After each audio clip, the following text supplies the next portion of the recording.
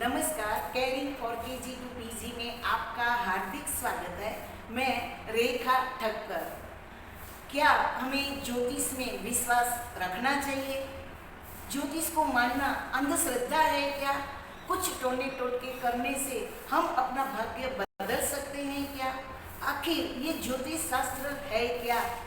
आज इसी विषय पर चर्चा करने हेतु मेरे साथ है ज्योतिष आचार्य पंडित रितेश नरेश जोशी जी। रितेश जी, हमारे channel caring for KG to PG में आपका हार्दिक स्वागत है। थैंक यू जी, आपने मुझे इस चैनल में इस प्रोग्राम के लिए मुझे इन्वाइट किया, इसलिए आपका हार्दिक धन्यवाद।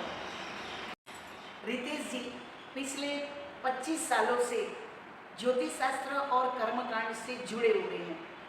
रितेश जी, हम अक्सर देखते हैं कि हर इंसान को लाइफ में कुछ न कुछ समस्या तो रहती ही है।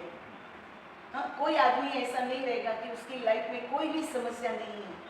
और ऐसे 3 प्रकार के इंसान देखे गए हैं कि जब भी कोई समस्या रहती है, शारीरिक हो, मानसिक हो, यानी कोई भी हो, तो कोई डॉक्टर के पास जाता है, तो कोई भगवान के मंदिर में जाता है, और कुछ लोग ऐसे भी हैं जो आपके पास आते हैं। तो आखिर ये ज्योतिष शास्त्र है क्या?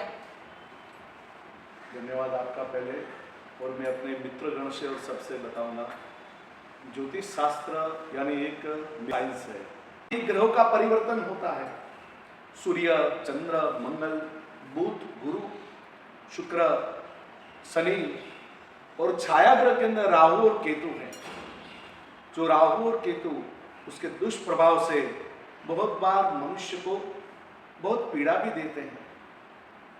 तो इनका जो स्फटिक गणित है, इनका जो फलादेश है, जो इनका कैलकुलेशन है, हम जो विज्ञान में सिद्धांत कहते हैं, वो सारे सिद्धांतों का शास्त्र यानी ज्योतिष शास्त्र है। रितेश जी, ग्रह और नक्षत्र मानव जीवन को प्रभावित कर सकते हैं क्या?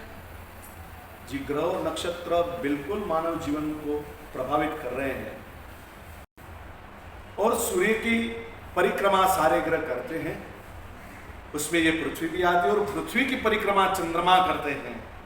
तो जैसे जैसे चंद्रमा घूमते जाएंगे, पृथ्वी की परिक्रमा करते जाएंगे, वैसे उसके 27 भाग हुए हैं आकाश में, सौर मंडल में। वो 27 नक्षत्र हैं, और हर एक नक्षत्र जैसे चंद्रमा उसके करीब आता है, तो नक्षत्र पे उसकी ऊर्जा, उसका प्रकाश पृथ्वी पे आता है। जब पृथ्वी पे आता है, तब जो मानव जीवन है, मानव जन्म लेता है, पेड़ पौधे उगते हैं, वो सारे उस नक्षत्र के प्रभाव वाले रहते हैं। और उसी के चंद्रमा के कारण पृथ्वी का गुरुत्वाकर्षण बल पूरा निर्माण हुआ है। और समुद्र के अंदर हम जो लहरें आती हैं, लहरें जिसको हम भरती और ओट बताते हैं, वो सारी ये चंद्रमा, ये ग्रह से सारे प्रभावित है। हम कह सकते हैं कि सारे ग्रह और नक्षत्र ये पूर्ण मानव जीवन को प्रभावित करते हैं। और किसी ग्रह की अंगूठी पहनने से कुछ भाग्य बदल सकता है? जी हाँ, जो जो ग्रह हैं उनके हर एक के खुद के स्वयं उपमणि यानी रत्न है। जैसे सूर्य का माणिक है, चंद्रमा का मोती है, मंगल के लिए प्रवाल है, बुध के लिए पन्ना है, गुरु के लिए पोखराज रत्न है, शुक्र के लिए हीरा, शनि के लिए नीलमणि या तो फिर नीलम कहते हैं, राहु के लिए गोमेद है। अब ये जो रत्न है, कहीं कोई ग्रह कहीं कम डिग्री वाला है, कहीं वृद्धावस्था में है, कहीं बालक अवस्था में है, तो बाल अवस्था के लिए उस ग्रह का शुभ फल पाने के लिए या ज्यादा पावर पाने के लिए हमेशा ज्योतिष लोग उन यजमान को वो रत्न पहनने की सलाह देते हैं, ताकि उसका थोड़ा भाग्य और चमके, उससे उसका शुभ फल तुरंत प्राप्त हो। साथ में ये बताना चाहूँगा कि जो जो रत्न हैं जिस ग्रह के हैं, उसकी हर एक की प्रत्येक की अलग अलग प्रकार के धातु में उसका प्रभाव रहा है। जैसे ये चंद्रमा है, चंद्रमा का उसका उपमणि मोती है, मोती को हमेशा चांदी धातु में पहननी चाहिए। मंगल है तो मंगल का ग्रह है प्रवाल, प्रवाल को हमेशा या सोने में या तो फिर तांबे में लिया जाता है। देवगुरु बृहस्पति है तो उसके लिए पोखराज, पोखराज का रत्न, पोखराज को धारण करने के लिए सुवर्ण यूज किया जाता है। शुक्र है, शुक्र जो है उसका हीरा रत्न है, हीरे को आप चांदी में भी धारण कर सकते हैं और उच्च प्रकार के सुवर्ण में भी धारण कर सकते हैं। इसी तरह हर एक ग्रह के रत्न, हर एक ग्रह की खुद की अलग अलग धातु उसमें धारण करने से हम हमेशा अपना भाग्य बदल सकते हैं। रितेश जी, किसी राशि पर शनि की दैया आती है तो वो राशि वाले मनुष्य घबराते हैं कि मेरे ऊपर सारी शक्ति पनौती, तो ये शनि से सब घबराते हैं, तो क्या शनि इतना क्रूर ग्रह है?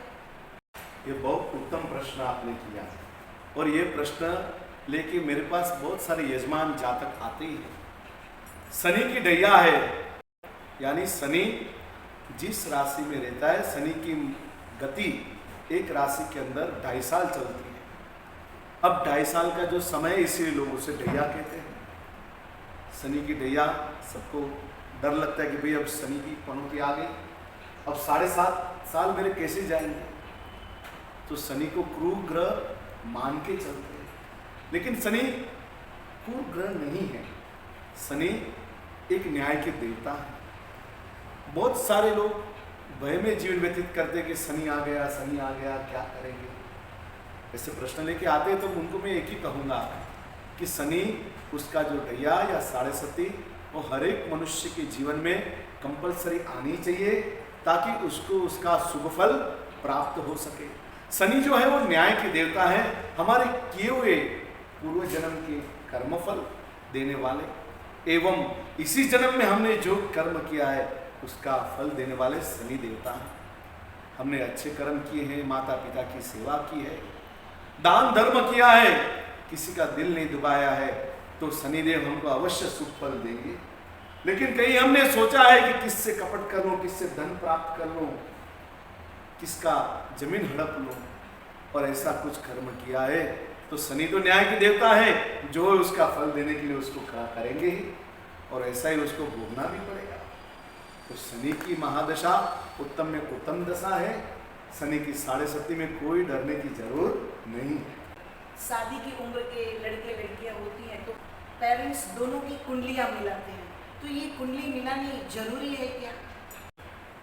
आज 20-22 साल से लड़का या लड़की होते हैं तो माता पिता की चिंता होती है कि हमारे घर में हमारी बेटी, हमारे पुत्र के लिए कैसे बहू मिलेगा, कैसे दामाद मिलेगा, वो उनकी कुंडली से मालूम पड़ता है, सप्तम भाव से। लेकिन जब लड़का लड़की का रिश्ता आता है तो कुंडली लेके आते हैं कि पंडित जी देखो ये कुंडली, ये मिलापक है कि नहीं, तो ये मिलाना कितना जरूरी है। तो इसके अंदर मैं ये कहूँगा कि दोनों की कुंडली के अंदर मिलाने के लिए उनका स्वभाव रहता है, जिसकी जो राशि है, जिसका जो नक्षत्र है, उसका स्वभाव प्रभाव, उसकी उग्रता यानी उसकी स्फूर्ति रहती है, और कहीं पे किसी का शांत स्वभाव रहता है। मांगलिक कुंडली रहती है तो उसका मंगल प्रभावित है, तो वो ज़्यादा स्फूर्तिवान है, उसमें इतनी शक्ति है कि 10 जन खड़े हो उसके अंदर बोलने का, उसको जवाब देने का पावर उसके अंदर है।